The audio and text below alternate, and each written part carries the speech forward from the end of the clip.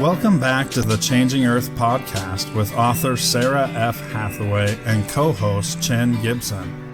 Blending survival, fiction, and fact to bring you entertaining education that will help you dream, survive, and thrive.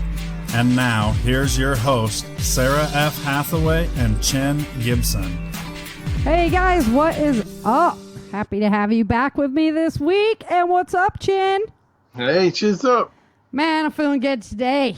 I don't know. Sun's shining like I got my whole garden in this weekend. Yeah, you got to play outside. Yeah, exactly. I got to play outside. So, I got my airsoft gun out, getting it all, revved up for the big game this weekend.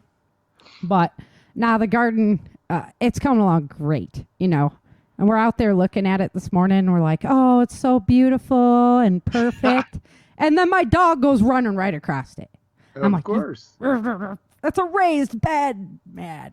Get out of it. It's an obstacle course for the dog. Yeah, she thought like that was those real agility courses. Yeah. Like, dude. No, but we did the cinder blocks, and then we filled all the cinder blocks with dirt, too, and we're planted all our herbs and, marigolds along the edges. So yeah. I'll have pictures once it's done. I'll share some pictures, because it's My wife had beautiful. Marigolds last year. They were, the tallest marigolds I ever saw in my life. They had to be 30 inches tall. They love containers. They don't mind growing in containers. Holy crow. Yeah. They're really good. They're really good pest deterrents for your garden. And they give that pop of color. They're so pretty. Yeah. So, yeah. And, that's pretty much, like as we were talking before the show, I've been busy. Just networking. I met some great writers this week. Some great producers. One gentleman, he's the producer of the movie The Wave and it was also The Quake. So I've had my eyes over there because that's like changing Earth right there, right? Right. Exactly. So So put in a good word for me with him, guys. His name is Roar Uthang. So everybody. Cool name. Yeah, right? I know. He's from the Netherlands, so it'd be like a cross-country thing. But, man, good work. He does great work, and I'd be super excited to have him on board with the project. But we'll see how that works out. You might have to do some of this work offshore. I know. The way the country's going nowadays. Yeah. And he's very big into watching the planetary changes and things like that as well. So I was definitely like, oh, this would be a great fit, man. I really think we'd be a great fit together. So cool. One of his writers, his name's John Kerr Reiki, and he got back to me, and we'll see if we can't get something going because, I need somebody. I'm not experienced in TV writing. I've written quite a few novels now, but screenwriting, I'm definitely going to need a solid person to kind of, grab the project by the reins. And I think that he'd be a great writer. So I'm excited. Lots of exciting stuff going on. Cool. Yeah. Sounds it. Yeah. And on the audio drama, episode 10 went live on Thursday. Thursday, yep. I thought it was 11. I was getting all the video ready for 11. And then I was like, crud. It's 10. Because I'm so excited to share the end with everybody. It's going to be a blast. So wait till you see the twist. You don't even know the twist. I do not. I'm with the whole crowd. I'm living it week by week. I know. Phil knows the twist. He's one of the only ones. But he doesn't know my books that well. So he probably wouldn't even pick it up that it was a twist in there. So that's just a hint for anybody who does know the actors and what roles they're playing. On who the twist is going to happen with. So there's a little hint. I'm not going to give out anymore.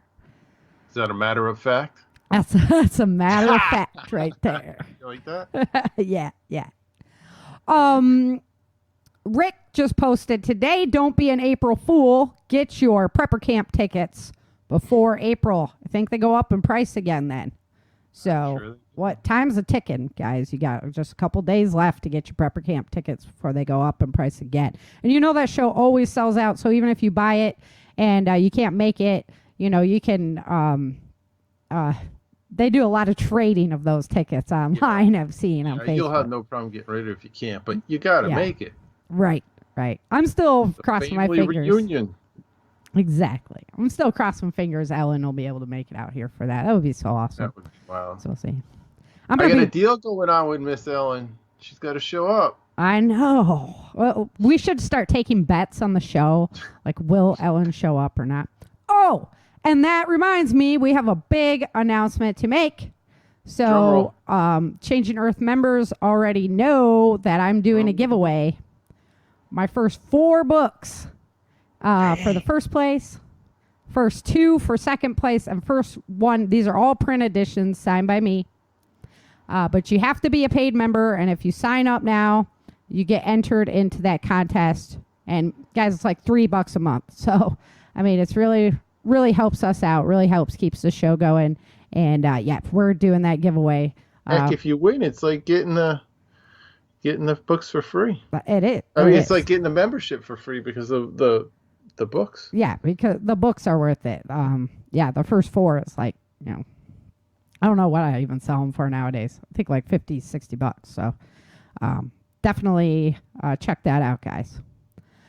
And did I hear they're going to be signed? They're going to be signed by me. By the author. Right. So, get it. I'm excited about it, hoping that you guys will be excited about it too. So get over there, become a paid member. I was excited to get those in the mail when I get my signed copy. Yep. It's cool stuff. Put it on the bookshelf. Yeah, it's exciting. I've sent out quite a few, complete book kits or complete series. When people order them, they order the whole series. So that's the way to do it. Yeah. I gotta find just the right. It's such a tease when you're reading, like at the cusp with the writer, and you have to wait for the next one to come out. Yeah. Oh. I know, it's just horrible. The Children of the Earth series that's written by Jean M. Auel. She started writing hers like back in the, I don't know, the 80s was when that first. It might have even been earlier than that. And man, she goes like 8 years in between books. You're just like, yeah, but that was a whole different. Yeah, but she I don't know if she'll ever do another one, but to me, it seems like the series still isn't finished. So it seems like nowadays you authors are just cranking these books out. Well, writers are like, my readers are like, hey, do it now. I just finished. When's the next one? I'm like, I can't, it takes you guys a weekend to read it. I can't produce it that fast. So, but I've been working on season 2 for the Changing Earth audio drama, and it's going to be, it's got some mega twists. It's coming along really nicely too. So there's another teaser for you guys. Probably be pushing that project out. I think I'm going to wait till after prepper camp to start airing it just for ease of my life. So we'll see. But let's jump into the show today because we have some really great stuff going on today. Chin's going to do a little sharing because you are more into cyber. What is it? Cyber. Craziness. Yeah, hiding out. Security. Not letting him get a hold of your data. And I find that stuff fascinating. I'm just not very savvy with everything. I try to stay off of machines as much as possible, but it's really challenging with my career and both of my careers. So you almost have to for publicity and just mixing it up with your fans. I work all day remotely. And then also, mixing up with my fans, and then it's all writing on computer screens. I should get some of those protective eyeglasses, Yeah, the blue blockers. Mm-hmm. Yeah, I need some of those. Actually, I have the pair that I have now aren't, but the pair that I had before this were tinted slightly for the for blue blocking. At the screen. Yeah. Yeah, that's what I need to do because it's taking a toll on my eyes for sure. Yeah, I can feel it too. Mm-hmm. So no, it's not just old age, by the way, either. Although it probably has something to do with it. So. All right, so I had episode. Such good eyes for so long. I know, me too. I was like, it's never going to get a hold of me, and it happens quick. So anybody out there who's like just cusping over your 40s, man, hold on tight.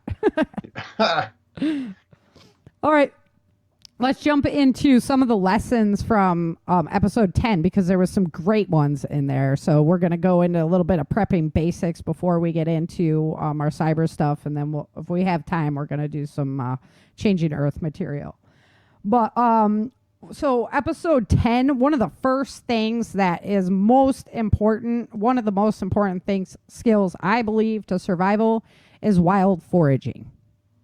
So that comes up big time in that first episode. And you have to know just a basic amount of wild foraging skills, because if you are going to rely upon survival food, you have to supplement that stuff. Not only is it going to make it last longer, but it's going to be way better for your body. So you really need to supplement any kind of long-term survival food. Okay, and some great survival food is from My Patriot Supply. You can check it out, preparewithchangingearth.com. And that helps the show out as well if you guys go over there and order it. But you have to supplement that food with real food. So there's different plants that are grown all across the United States, at least. If you're in another country, I'm sorry. I'm here, and that's what I research. So you need to research your own area, and everybody really needs to research their own geographical area on this one. However, there are some plants that grow across the country. Acorns. That's a huge one. They're everywhere. You have to know how to use an acorn. It's great protein. It's great fat. If you are in a situation, you need to know how to utilize those acorns. Have you done any practicing yet with them, Chin? No, the deer and the squirrel will eat them. They eat them. I know. You got to get on it quick, really quick, when they start coming down, when they're ready. I feel like that acorns are my protein source. Yeah. Venison. Yeah, they feed acorns the venison. are venison There you seeds. go. That's true. That's true as well. I mean, you just need to watch those trees, and you're going to get a lot of animals that come to them as well. For sure. Mm-hmm. Yep. So, but acorns are great. Cattails grow all across the country. They grow there too, right? Yep. Yep. By water. Yep. Exactly. They grow everywhere. So, and cattails can be utilized like head to toe. Nicole Appelian on her website, she has some great material. Yeah. Her book is amazing. It is. It's like an encyclopedia of plants. And Nicole, she is legit, guys. She knows her stuff inside and out, and she's a great reference tool. So, cattails. She's the healer at heart. And she is. Really, she is. Because she had to heal herself, you know? Yeah. Dandelions. They grow across the country as well. Yeah. Don't get the ones that are on the side of the road, because probably a dog peed on them. But, I'm serious. But the blossoms you can eat, the leaves you can eat, you got to know these things. They might taste a little different at first, but you know what? When you're in it, if you're eating it, you got food, you know? Yep. Plantain, another fabulous plant to know. It grows across the country in a broadleaf and a thin leaf form. So you need to know what you're looking at for both, because depending on what geographical area you're in, different forms of plantain are going to grow. But not only is that plant a great healer, but it is, you can eat it as well. Another one that I've found across the country is curly dock. And it grows in wet areas as well. It has like a red stem and like a wavy leaf to it. And it's basically like spinach. But it grows everywhere. Like I've seen it anywhere I go. I'm like, oh, there's curly dock, you know? So there's good plants. Like definitely this is something you can't just be like, oh, I'm going to put that. I'm going to worry about that when the day comes. You can't worry about this when the day comes. Like you need to know this right now. So please get out there and check it out. Second, so Swenson's chapters get a little bit interesting this episode. He's just kind of letting his hair down and having fun. But it made me think about community. And we talk about community all the time, and I think it's because it's totally underrated. So that's why I try to preach it a lot on my show. You sent me that video that was James Yeager. Yeah, wasn't right? that fun? Yeah, that was awesome. And James, I love how they were like, oh, James has planned for this forever. This is scenario B6. That part cracked me up. Yeah. He had the whole thing on his phone ready. He was ready. I know. Bring the SHTF. He's ready. Yeah, so they give him $40, and you have to go into a Walmart, and it's just in case it was like a doomsday scenario, and you had to make it across the country, and you only have $40 to buy what you need to survive and go. So James did this show. But what I found really most interesting was at the very end, they were talking about doomsday prepper. Yeah. And the two categories that everybody on that was ever been featured on that show, well, probably minus Rick and Jane. I'm gonna say that minus Rick. Well, the two things they were lacking on is community and security. But community was number one because you cannot go it alone. You have to have people. I think that was part of the framing done by the producers. Right. Yeah, to make people seem kind of isolated. I've had the opportunity to meet some of the people on that show. Yeah. And I mean, more than one of the shows. And they are not as crazy as they were made out to be. Right, for sure. You know what I mean? And I've talked to them about some of the filming and some of the editing and some of the craziness that was shown. It wasn't really how it went down. It just was for the ratings. Yeah. It's what they Look at these crazy people. Yeah.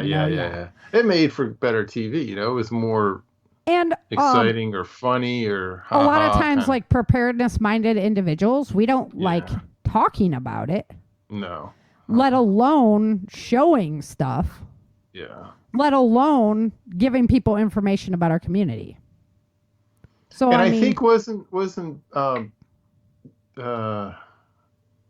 that show done where each show they had what was your one topic you're preparing for? So it kind of like pigeonholed the show. It was like focused on like one thing. Yeah, one area. Yeah. So yeah, I agree with that. So community is super important, and then security. Security. You're never going to be secure enough. Like, I don't know. And security outside of just how many guns and knives do I have? Right. It's the planning and the knowledge of the train and people the human to be able to pull it off. Being communications and everything else. Yeah. So I was just, because in my opinion, people will be so desperate and people are really smart. Like when it comes down to it, you're not just hunting a deer or like people are smart. And so they're going to work around whatever they have to do to make sure their family gets food in their mouth, So, so that's always the primal thing will kick in. Oh, yeah. Survival. For sure. I mean, be ready to walk. So be ready to walk. So many people that I meet in the preparedness community are so smart, so prepared, have so much knowledge, but their bodies are severely out of shape. Yeah. And to me, that's if you don't have your body and you don't have basic health, then everything else doesn't even matter. So be ready to walk. And once you can walk good distance easily, they make backpacks that you can fill up with sand and start wearing one of those because you're going to have, 50. I saw that in the notes and had to chuckle. Yeah, well, you're going to have like a 50-pound go bag. Sandbags and walk now. That's right. Put it on. Get out there. Buttercup. Get that sandbag out. Yep. I've got my sand sitting outside, actually. Yep. Got mine, too. Because I'm getting ready. Yeah, at the beach. No, I'm getting ready because now, I'm walking pretty far. Like my super intense cardio, needs some work. I'm not going to lie about that. My instructor can kick my butt in like 40 seconds. But as far as like long distance, just at a walk, it's game on, The other thing is hills. Yeah. Changing the elevation's no joke. No. And now I don't I don't have that problem much anymore. I'm stoked. It's like at prepper camp, the campground's on a hill. Yeah. And it's like I am constantly going up and down, up and down.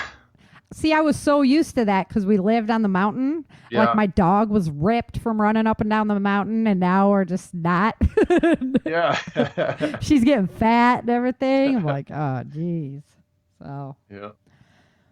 Liquor. Something we don't talk a lot about on my show because I'm not a big fan of drinking and stuff like that, but it definitely has its place in survival. First of all, medicinally. It's a painkiller. You do have to be careful because it is a blood thinner as well. If you're already cold and you think you're going to drink liquor to get warm, it can actually be very counterproductive. So you do have to have your medical knowledge on when to use it.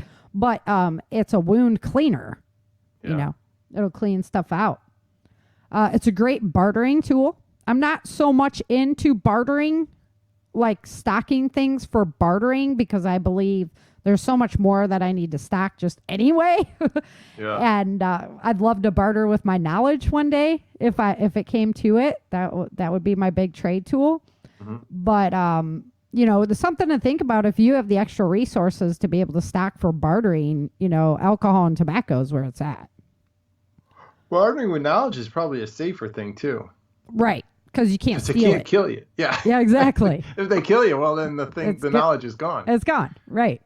Yeah. You barter with bullets, and well, they got bullets now, right? Now they got bullets, and well, if you had some extra, you Yeah. know, I mean, yeah.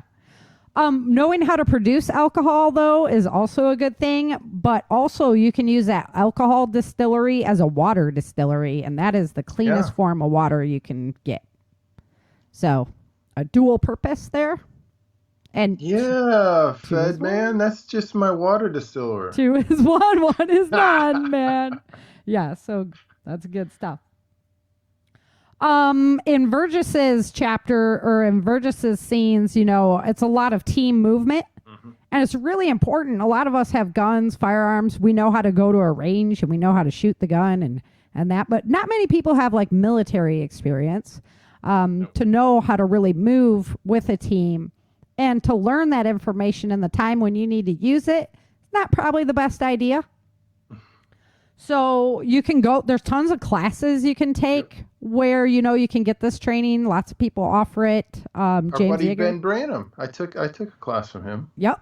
On Ben the Brenham. same topic. Yeah. Exactly. So moving and shooting, good stuff to know. Moving with a team is a really good thing to know. You don't want to be by yourself. You need a battle buddy, and preferably a team of battle buddies. So you need to know how to move with them. And one of the areas where I picked it up big time was playing airsoft. So airsoft and paintball have their places in this as a teaching tool. That's brilliant. Yeah. And we get military guys that will come out and, play airsoft with us, and we put them in charge of the team, and they teach us how to do it. Yeah, it's hard to make teams with live rounds. Yeah. Nobody wants to play. Yeah, no. Yeah. We just play it. Put your vest on. What's the big deal? No. You want the airsoft and paintball, and preferably guns that sting a little bit, because you don't want to just be able to oh, it's not going to hurt, I'm going to run right into it. That's not realistic, So it needs to sting a little bit. You got to be I don't want to get shot, So that your brain thinks that way, though. Because I've played with both types. One airsoft gun that you could get hit with it all day and it was no big deal. And one that will sink into your skin if you're close enough, or it's like a little bee sting, right? Yeah. And the one that's a little bee sting, it gets you thinking a lot more. You don't want to be shot by that. And so your game changes really drastically when that's the case. Okay, back to Vergis's line, because we have Christoph that gets injured, and basic medical training is so important. I probably preach this every time, but you got to have a basics. Instead of just going to the doctor, you can go to the doctor, but also think your way through it. What would you do if you didn't have that resource? Go over to doomandbloom.net and start learning. Pick a book up on EMT skills, they offer classes. Yeah, they offer those classes at every college. So yeah, my wife and I took a class. It's good to know, because in the class if you take the right class, you get to play with the stuff, the bandages, and they have a fake arm with a bleeding. Yeah, It stop the pulses bleed. out Do a blood, stop and the bleed you course. feel out what the pressure's like, Put and on a how to tourniquet. apply how to pack a wound, how to Yep. apply a tourniquet. You get That's that's important. value right there. Right. The one we did with Brian Duff at the North America. You guys did it with like simulation, like like we came around the corner. It's like bang, sim? bang, bang, bang, and like smoke everywhere, and you got to go in and like awesome. Yeah, it really got your heart thumping. You knew it was fake, but like, and then to try to concentrate with all that between your adrenaline and all the audio and visual distractions. And that's another great time when it's good to know how to move as a team. And like, who's in charge? Delegate stuff out. You go help them. You go help them. You go help them. So that everybody's getting cared for and your team is being used most efficiently. For Swenson, overconfidence is a killer. So I can't. You could only wish. Right? I know. I'm a learner, and I've never learned enough, in my opinion. Like, that'll probably be the day I'm dying, when I'm like, okay, there's nothing else to learn because I'm dying, But Swenson always gets out of those tough spots. I know. Man. Oh, yeah. Just, author privilege. Man. But overconfidence is a killer. Like, you think you're all that, and for example, we played airsoft with this one guy. And we always do random pulls, right, for teams. And it came out so that all the girls and Fletcher were on one team, and like all the adult males were on another team. And he's like, oh man, I'm not even bringing my rifle. I'm just going to bring my pistols. This is going to be so easy. La da da da da, right? Well, we sucked them into the woods and we got them in this bottleneck spot and we annihilated them. And then his wife snuck out from our hiding spot because he wouldn't come in himself. And she snuck out and went around and shot him in the back. Wives. Yeah. Wives. Yeah. It was like, okay, overconfidence is a killer. We just kept him occupied with little movement and stuff like that while she was sneaking around. And overconfidence will get you. So don't ever And you got to watch out for you girls. Any guy that's been to like a co-ed shooting class, those girls could shoot, man. Right? Yeah. I mean, they might be timid around guns and stuff, but once they get the hang of it, I think they take instruction better. You get in the groove. Us guys have too much bravado in us, and we're just like, yeah, we could shoot this. Exactly. You girls listen to the instructor and make it happen. Overconfidence, right? Yeah, right? And especially, you can't underestimate your opponent, like, ever. And I learned that being a black belt, right? You're like, this new white belt, whatever kind of thing. Now, you really can't underestimate your opponent ever. You got to treat every opponent like it's legit, All right, and then back to team. You got to have a team you can trust. You need a team because you can't do everything yourself. And you have to trust somebody else to be able to do a quality job. When that storm in Texas hit, it took 1 week for things to really start falling apart. 1 week. I was like really, I don't know, not so much like falling apart, but like for supplies to be gone. So it's not long after that, like once supplies are gone, it's not long after that the supplies like in home are now gone, and then people are going to be crazy, right? So you need the team. You got to have these folks on board. You just got to. So team. Can't survive on your own. All right. So that's through. I did a short list today. Just a little refresher on like skills you got to know. Head on over to my website, the survival, what do I call it now? The survival guide. I have all my old past episodes. We go in depth on all of these topics. That's why I'm only brushing them now. So if you want to shore up your skills, get on over there. I got great resources. I had tons of professionals on to talk about every single one of these topics. So get on over there. Wild foraging, everything, defense. It's you all have them all like listed out, like icon. Boom, boom, boom, boom, boom. Yep. Yeah, that's why I'm only doing like a brush over because I thought, we dove deep, and we will again. Don't get me wrong, but right now we're kind of the world's spinning a little bit crazy, so we got some other stuff we got to focus on too. And we just do a brusher.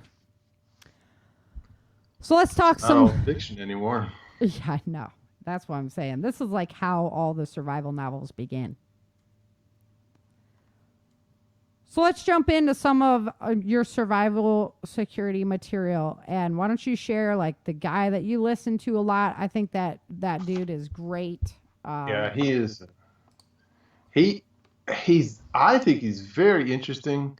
I think he's one of those super smart guys that could almost talk over your head, but does a fairly good job of bringing it down to earth, Mm-hmm. Yeah, I agree with that analysis for sure. Was it Rob Braxman? And I see him on YouTube all the time. Right.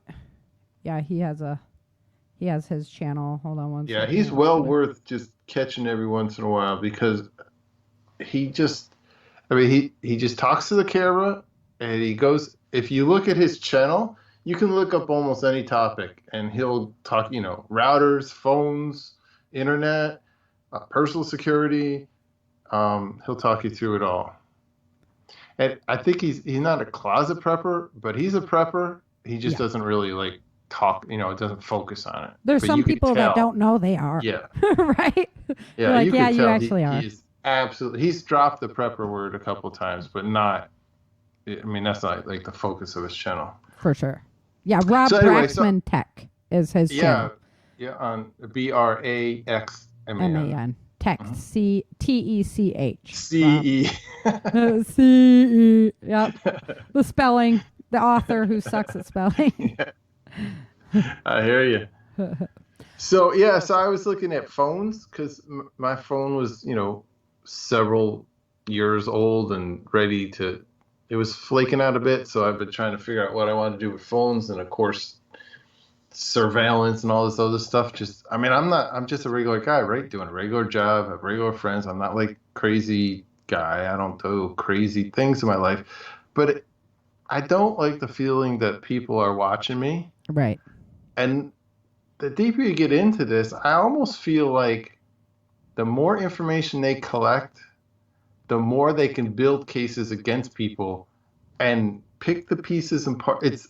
It's like put words in your mouth. Mm-hmm. Because they pick this little thing and that little thing and put it all together and build a case, right?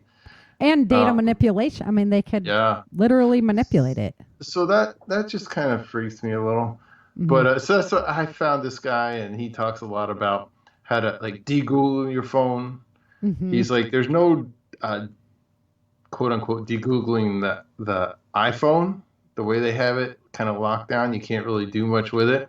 But the Android phones, you can do some stuff and not others, Yeah. And it depends on how deep you want to get into your phone, how much you can do to it.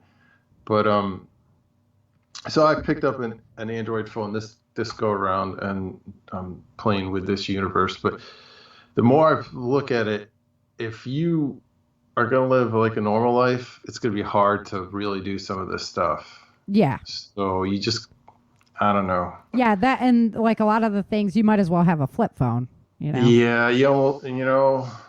And I don't know how far down do you go the rabbit hole?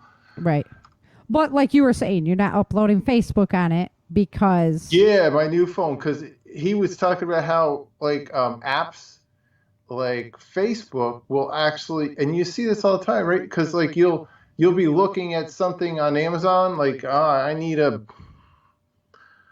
new pair of gloves, right? So you're looking up gloves and look at different ratings and stuff, and then all of a sudden you're on Facebook, you're seeing ads for gloves. Right. Absolutely. Yep. So they are he's like, or even Facebook, just talking about it, like out loud with my husband or whatever. Yeah, it's like Google is the ultimate drug dealer. Uh-huh. They provide all this super cool stuff, all this stuff to make your life so easy. It's like Gmail and Google Drive and Chrome, so your computers are lighter and easier and cheaper, and Google Photos, Google Maps, GPS, the direction finder. Yep. Yeah. all this stuff to make your life easier. It's all free, right? Right. But if you look at what they're doing, like they have, I mean, I have a Gmail account, and now, like, for years, they've been farming everything Even I know out of emails. my That is like, Gmail. You know, yeah, business, medical, banking, like utility bills, all this stuff. yeah, I mean, like the power guy wants you to do paperless billing, so you get your bills sent to your email, yep. right? Or reminders for your bills sent to your email that you pay online, and Yeah, Google will actually so pop it up on my phone. Oh, your credit card payment's due. I'm like, I dude, don't want Google to be concerned about my credit card payment. It's ridiculous. and like photos, you take a photo, and then it's automatically like categorized. Is it like people? Is it pets? Is it where was it taken? What day was it taken? So Yep. it'll say like, here's all the pictures you took in Washington D.C. Yeah. Like, do you Or did you here's want to from 5 years ago. log? Here's your memories back 5 years ago. Yeah, on And this you're like, date. uh-huh. So they had, so Google, if you But it's use kinda Google cool, Maps to get there, too. and then you took pictures and it got stored on Google, and then you use your email to send your friends. So they have this whole, they can build your life. They can recreate your life, and then they do predictions on Yeah. what you're going to do. And they can predict, they'll know, like you get up in the morning, you turn your phone on, and it says you're 10 minutes from work. Yeah. Or they say that there's an accident, go a different way, right? This is your You normal didn't wake up say you're time. going, Why are but you they not know up Monday yet? through Friday, the first thing in the morning, you have your coffee and drive into work. Yeah. What was scaring me was that video of Braxton's that or Braxman's that when they were like, when you were a kid and they were like, these records are going to, this will go down on your permanent records, and I was always Well, like, whatever, what did that permanent mean? record, you can go suck it, permanent record. And but nowadays, I mean, it's legit, like Well, even if it was, like he was, even if it was, okay, say legit, it was a permanent record. It was a piece of paper in a file cabinet. And then when you graduated, that file cabinet got purged and it got moved to a storage building in a warehouse. right. And then, it just sat there collecting dust for years until whatever, maybe a decade later, they decide to purge the warehouse. Yeah. Or however that worked. But for somebody to actually like say, oh, that's Sarah chick. I saw her and she's got a cute husband now and I'm pissed at her and I'm going to figure a way to just screw with her, right? Yeah. So they're going to have to be able to have access and find your file and do. But now, I mean, people could do crazy stuff. Hackers can do stuff online. And like when this is kind of a personal story, but when Fletcher was little, we were at a party and they're doing some interesting stuff, and it was on a phone, and I was like, dude, you can't have that kind of stuff go anywhere. I mean, how lucky were we as kids that there was no phones, right? I mean, nowadays teenagers do one stupid thing and that's going to be with you forever. Yeah, that's what Rob was talking about. It's there forever. Yeah.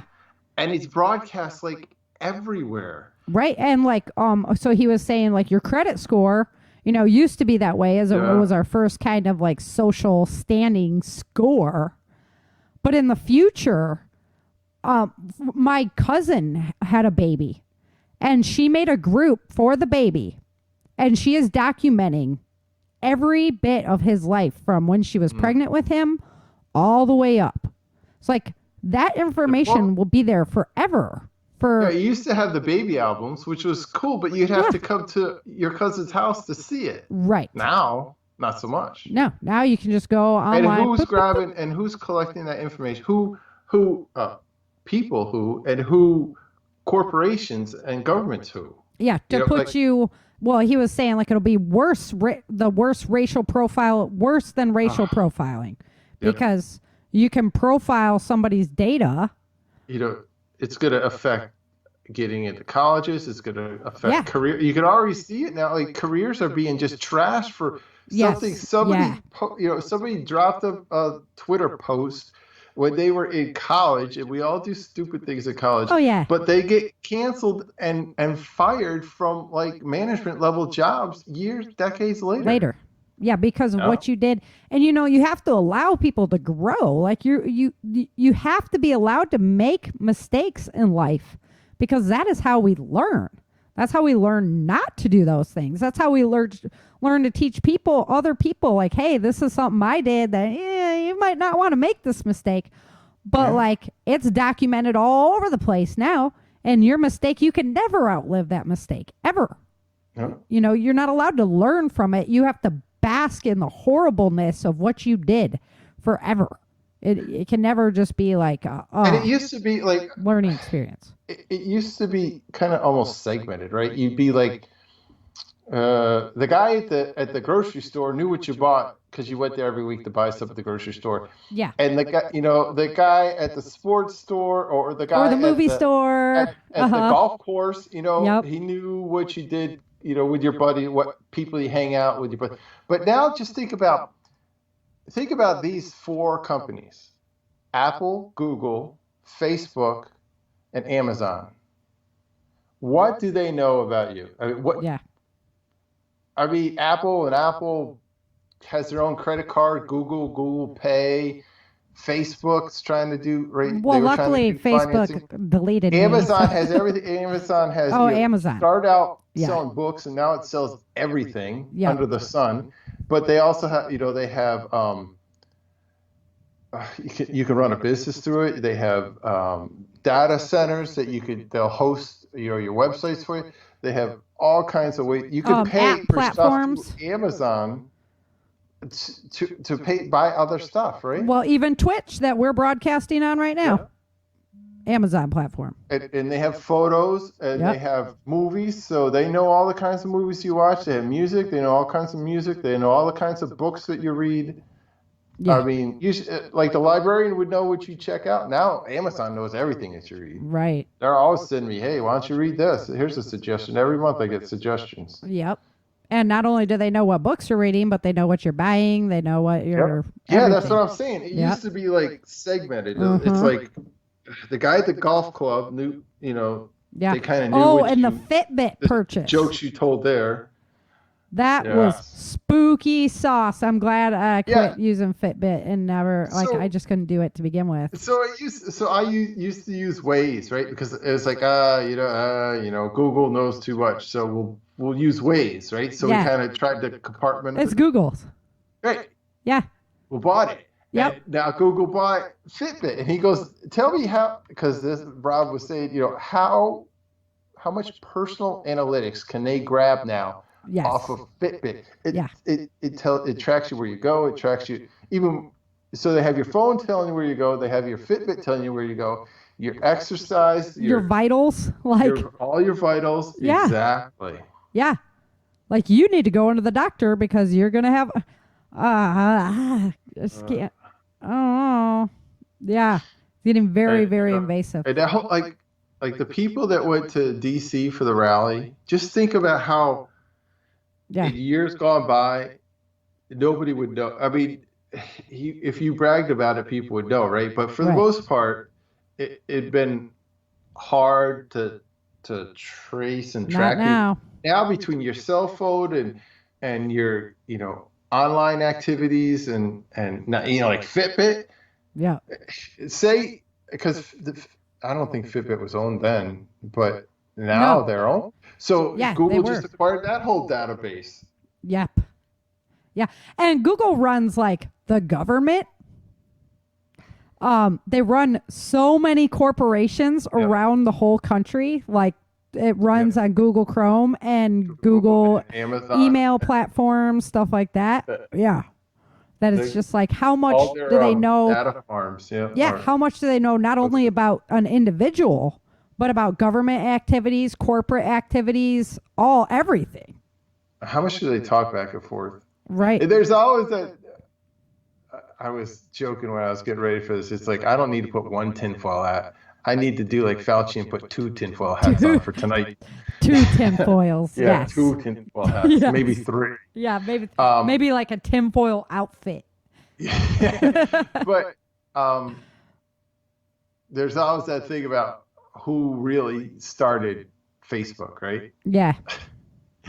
And the other thing about like AT&T and the backdoor that they are required to give, and I don't know. Yeah. No, I find it all. It's so the biggest scary part to me is when I was watching this video on human trafficking and how human trafficking is the most lucrative business that there ever has been on our planet and ever will be. But back in the day, they ended slavery because, if you got a loan to buy a slave from a bank, then if the slave ran away, that asset was gone and the bank couldn't get their money back on it, right? I mean, it was just gone. It's like you can't just make a house go by or, but so they couldn't find the individual. But nowadays, with all this technology and how invasive it is and how essential it is for living your life, they can find anyone anywhere. So if they did take this to the next level where now you are a slave labor of somebody else, you can't run away. You can't go anywhere because all this technology can track you even if you don't have a chip implanted in you. Yeah. And you can't really do business without this technology. And even like those the Ring camera, like Ring, the camera, and that's owned by Amazon now, right? Amazon, I think Amazon owns it. Ring. Crazy. So, but that it's like a lot of police departments are getting access to those.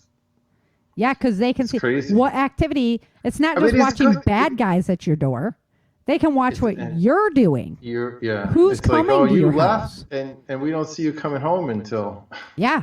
Where were you? And then they start going through all the Ring cameras in the neighborhood, and they can follow your progression in and out of the neighborhood. And then they're like, oh, so they go through whatever contacts or Facebook posts, and they say, oh, they're friends with these people, so let's check Rings and those, or let's check security cameras outside these businesses, and exactly they can track you pretty quick.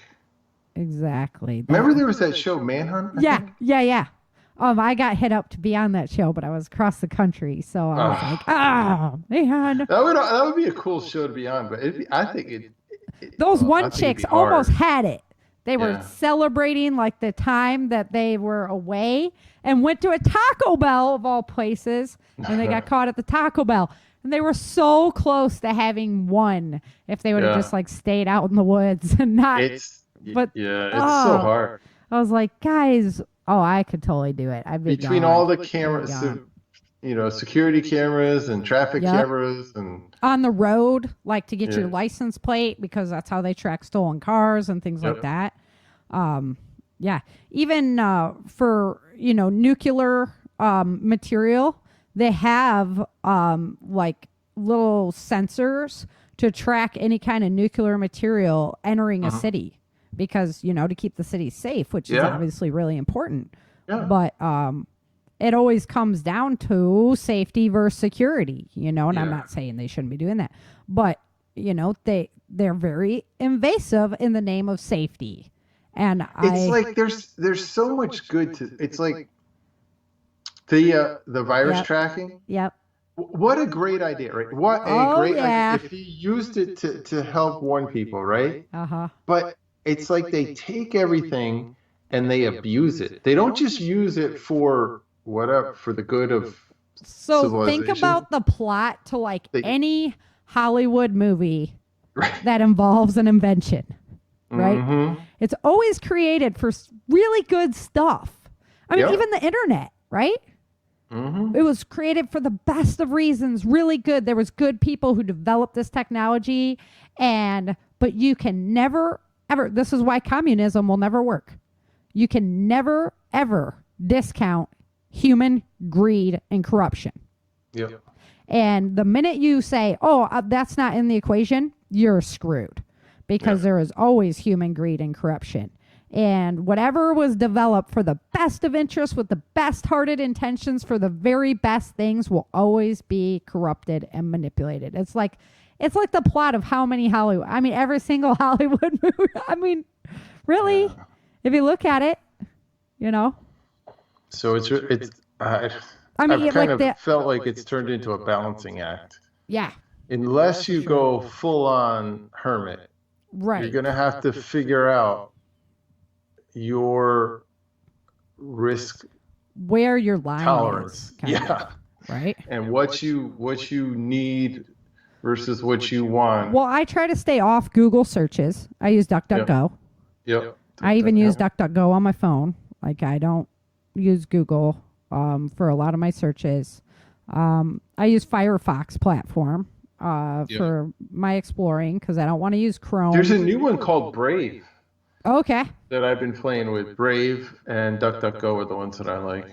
Yeah. Okay, I'm gonna have to check that out because I try to. Has a little lion's head for the icon. Yeah, I try to minimize my interaction. Even so I got this new phone, and of course it's Android, and Android, it's not the commercial Android that you get on the phone isn't pure Android anymore. It's Google's version of Android. And you turn the phone on and it logs in you with your Google account. Yep.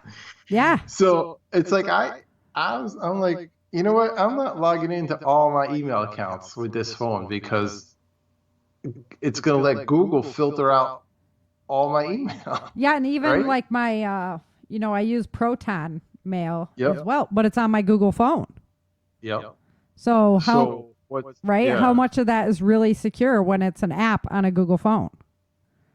I don't know. Yeah, I know. That's the question I have.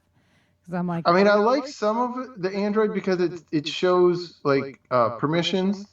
I feel like I have much more exposure to permissions and turn on and off permissions. Oh my goodness. Dial down to the app, but that wasn't in the Apple. The Apple didn't feel like the Apple had limited permissions that you could on and off. Right. When you look at an app on the Android, it has a whole freaking page full of permissions that you click yes or no. Yeah. So if you want to go in there, but I don't know. Mess with it, and sometimes it doesn't work the same. It limits. Exactly. I didn't turn on the voice stuff. But... So my phone is sitting right here while we're doing this podcast, and I just got an email that I've never gotten before, and it's Google Assistant. Just say, "Hey Google, what can I do for you?" I was like, I try. My new phone tried to get me to use Google Assistant so much. I'm like, hell, freaking no. Yeah. Oh, that's the other one. Those freaking, the little things you put in your house, the Amazon deals that. Oh yeah, make life real nice and easy. Well, I have a friend that has an Android phone, and he's always like, "Hey Google, where's the nearest McDonald's? Whatever. Right. How far to the nearest McDonald's?" And Google will be telling them and all this. Or like, "Hey Google, when was this movie written, or when did it come out?" I'm like, dude, get that phone out of here. Yeah, I know. I'm like, just leave it alone. Just come on. Shut that off. And our kids, there's enough stuff turned on that even when I try to turn stuff off, there's still stuff turned on. But we don't have to invite them into the house. So I was watching a program too on child development, and any new technology, it's not new to an individual if it was there before you were 8 years old. So anything created after you were 8 years old is new technologies. My family got a microwave, that was I remember that. Right? And cable TV and stuff for us, the computer and internet. But the new generations, that's always been there. That's not even considered a new thing to them. Self-driving cars isn't going to be new for some kids nowadays. Right. Exactly. So they're not even thinking about it. Jetson. They don't even know that tracking technology and stuff wasn't there, and it wasn't made available. So are they acclimated to it? So they're already indoctrinated into the system of realizing that everything you do is under surveillance, and that could just be worse. Yeah, and they're worse and used worse. to all the traffic cameras, the store cameras. Right. For us, we're like, dude, how many we cameras look do you up need? at the stoplight and there's a camera there. I was like, oh, that's Yeah. unnerving. Luckily, Texas doesn't do that. Love Texas. Really? Love Yeah, Texas. Except my husband got a ticket the other day. Yeah. Rolling through a stop sign. I don't know. You better shut the door at Texas, because between people coming up from the south and people coming from the west, I know. that state is turning colors. No, don't say that. No, not gonna happen. Okay, I won't say it. Just look at the facts, lady. No. There's no place left to go after this. I mean, there's so many freedoms here. And the entrepreneurial spirit is so alive. Yeah, but look what happened to you guys just now this winter. All your freedoms, but you got forced into doing, wind and solar, and hampered your your because oil, of federal subsidies. Hell yeah, Yep. it's true. And they, one way or the other, they got their way in that state, and it showed its dangerous underbelly when everybody was without power. I was just surprised by because my big scorecard there was like, okay, how fast does it take for places to run out of stuff? Mm-hmm. And within a week, the Walmart's closed. Mm-hmm. Wow, mind blower. I mean, it's getting worse here. Like before hurricanes, the night of the storm, you're out there getting the last minute, Yeah. And now it was 3 days before the storm was supposed to hit. Everything's gone. They were they closed the store. They boarded up Walmart. What? Wow. I'm like, wow, this isn't the world I was used to. Right? That's crazy. I mean, I don't know if they sold up or not, or they just were afraid of whatever, but yeah. All right. Well, I want to jump into the planetary changes real quick, because it's been actually a pretty quiet week, minus the record flooding in Australia, and there was big storms in the southeast. Lots of tornadoes. Hit big storms. Yeah. And then there was some earthquakes in the Caribbean that are unusual. So there, could be a precursor for more activity. So we're going to have to keep our eyes on that.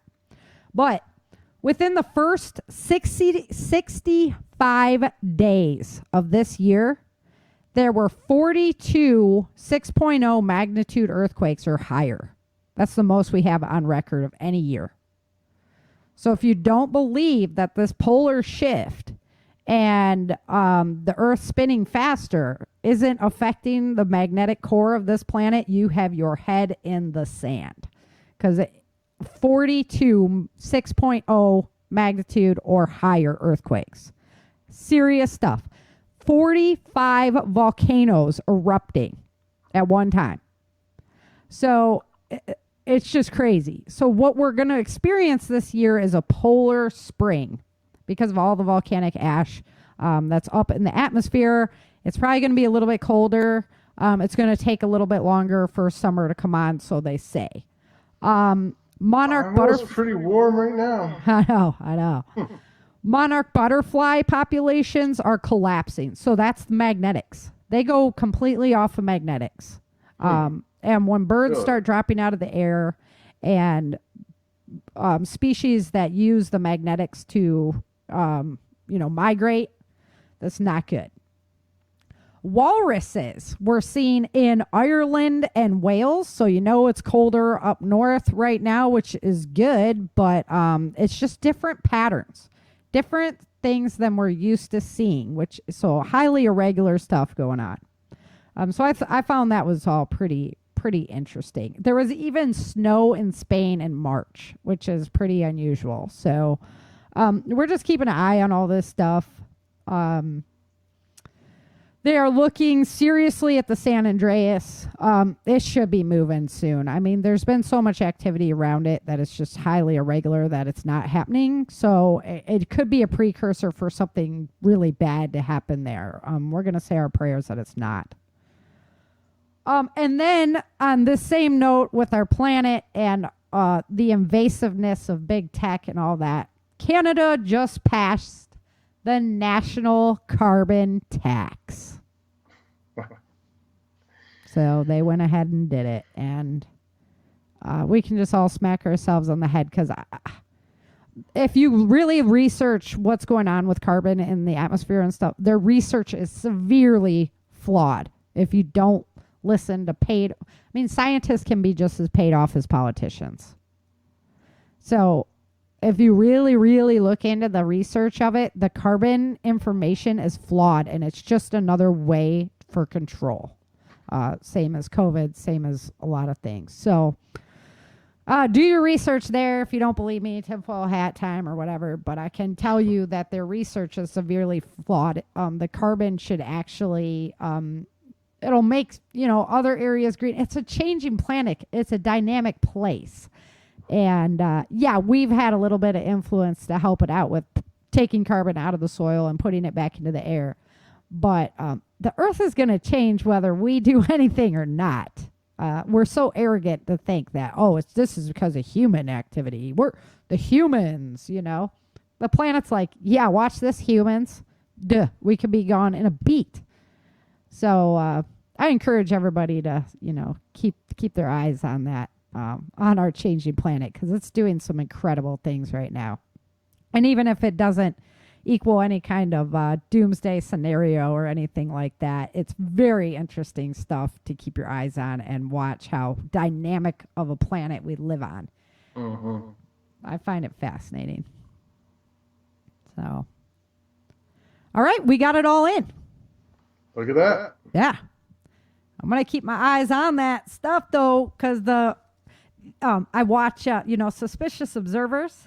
Yep. And with the sunspots, and we've been in such a minimum, and they're starting to charge back up. You can see a ring on the north of it, and with our magnetic shielding so low, it should get.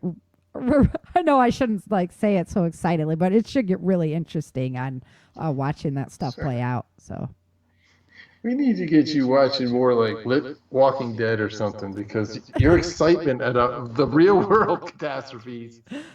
Oh, I like it. I like it. It's not that I'm excited about the catastrophes. I don't want it. God bless everybody. But I find it so interesting to watch it play out. And like I say, this is like the beginning of the Doomsday Book right here. So it's like giving James Yeager 40 minutes or $40 to go into Walmart, It was so funny at the beginning. He pulls out his phone, and they're all like, of course you had the list prepared on your phone. This is scenario B6. That was a great video. That's where I'm at. I'm like, I've been studying this stuff for so long, and to watch it like in play is just like, wow, this is cool, man. So, oh, yeah. Yeah. All right, so we'll just watch and see what happens. But we got to get out of here. So until next week, remember, dream, survive, thrive. Thank you for joining Sarah and Chen for this episode of the Changing Earth podcast at www.authorSarahFHathaway.com. If you love the Changing Earth series and podcast, become a supporter while you're there.